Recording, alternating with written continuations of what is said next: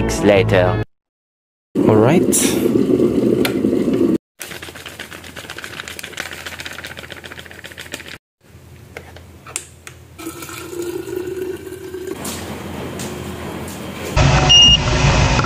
What is up sa inyo guys? Lilibot-libot lang tayo. Kung kapansin nyo, nandito ako ngayon sa loob ng aking e-bike. Actually tatambay lang naman ako. Doon na rin ako mag-aalmusal. Saktong-sakto yung ulan ngayon. Ito naman talaga yung purpose ko kung bakit bumili ako ng e-bike. Saka dito lang naman tayo sa loob ng poblasyon. Lang medyo matagtad lang. Bili muna tayo ng pandesal. Nakakapaglipot ako ng hindi nababasa. Ito ako ngayon sa palengke. Kahit mga worth 20 pesos lang.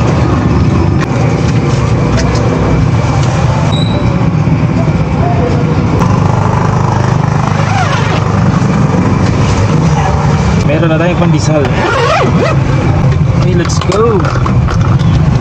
Bibili naman tayo ng palaman. Ano kayo masarap na palaman? Daming tao ngayon. Sunday kasi mukhang mahirapan akong maghanap ng parking. Traffic mamen. Okay lang naman kahit matagtag to. Hindi naman ako nag-e-expect dito ng parang kotse talaga.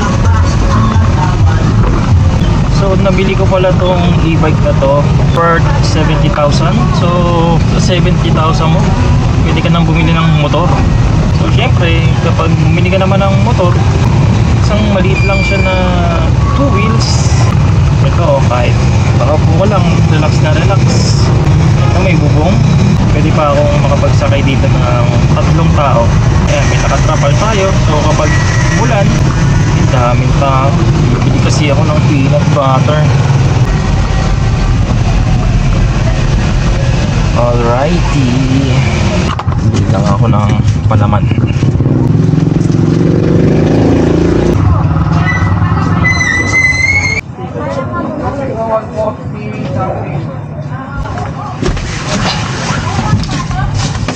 Peanut butter. So kompleto na yung ating pang-almusal. Tayo na tumambay sa ilog. Doon tayo mag-aalmusal. Since nagda-drive naman talaga ako ng sasakyan, hindi na mahirap sa akin mag-adjust. Nanibago nga lang ako dahil yung sa handling niya, konting ligo mo lang lumiligo na kagad siya. Papasok tayo ngayon sa secret na lagusan. Yun ang kitang-kita ako na yung ilog dito. Ang lakas niyang humatak, Chris. Pag nakamotor ako, alam mo yun, biglang uulan. Tapos may pupuntahan lang ako dyan sa palengke. Antayin ko pang tumila yung ulan bago ka makalabas. Eto, ready to use na kahit umuulan pa. Ganda dito. Yan, may wiper din siya para malinaw. Malinaw na malinaw. Sobrang simple lang ng pamumuhay dito. Wala kang problema sa paglalaba dahil nasa tabi ka lang ng ilog.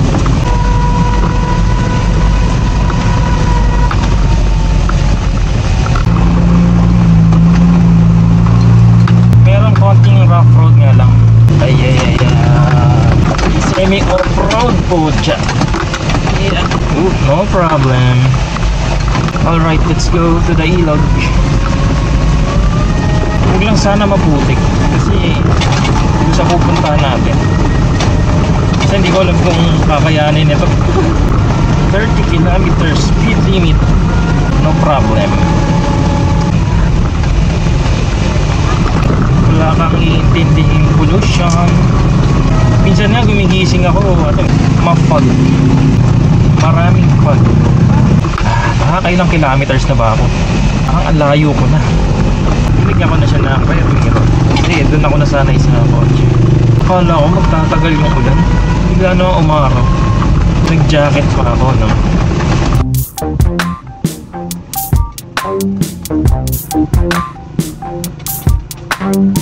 Tatanggal ako ng jacket at uminit na. Imbas na si Haring Araw. Kanina pa ako bumabiyahe. Baka malobot ako. Ang layo na ng narating ko. Pero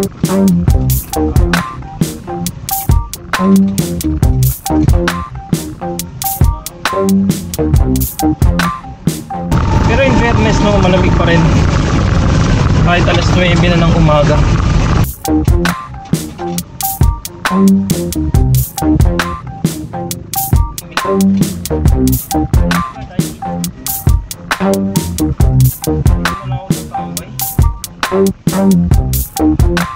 Semi off-road ulit tayo, guys.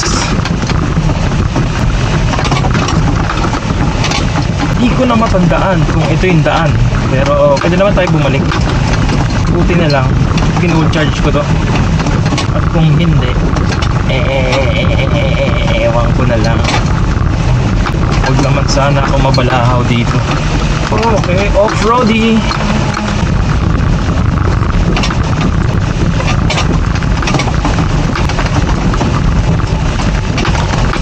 Almusal lang tayo and then uwi na tayo.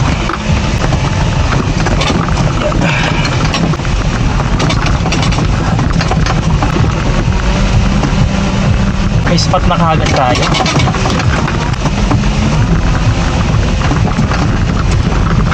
Oh, diba? Ganda ng view, diba?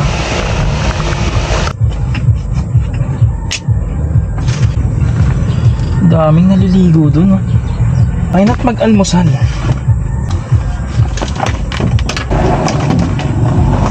Ah, sarap ng buhay. Pandesal. Sarap dito. Medyo malayo nga lang. Para sa e-bike. Tayo magtatapon kung saan saan.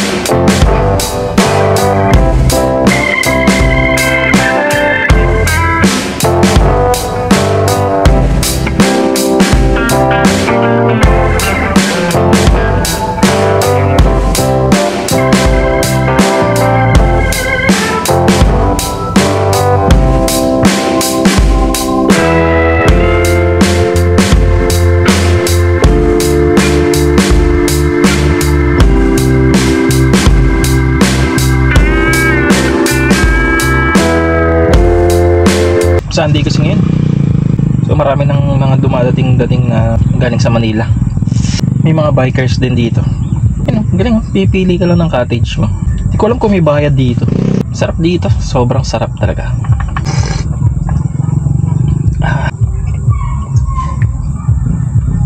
So ang ginastos ko lang para sa aking almusal, 12 pesos yung kape, 65 yung peanut butter, 20 yung pandesal, kulang 100. Not bad. At least hindi ako nagpagas. Ganda pa ng view ko. Ulitin ko to. Rapsa. Sarap ng buhay nila dun, no? Merong nagka-cottage dito, merong naliligo doon. Ito nga pala yung e-bike natin. I-set up natin. Ang ganda ng view.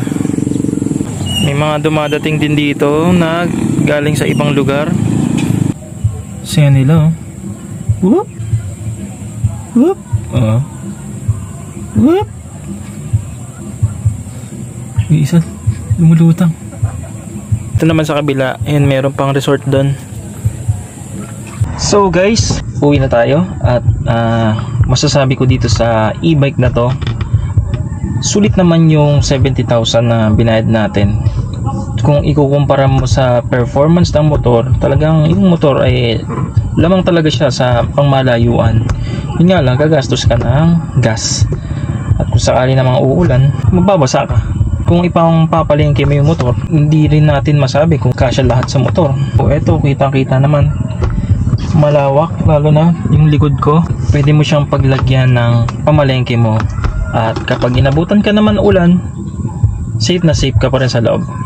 So yun lang, masasabi ko sulit na sulit ang 70,000. So paano guys, dito ko natatapusin ng aking vlog. So see you again next vlog. Next vlog natin, magmomotor tayo. Let's go!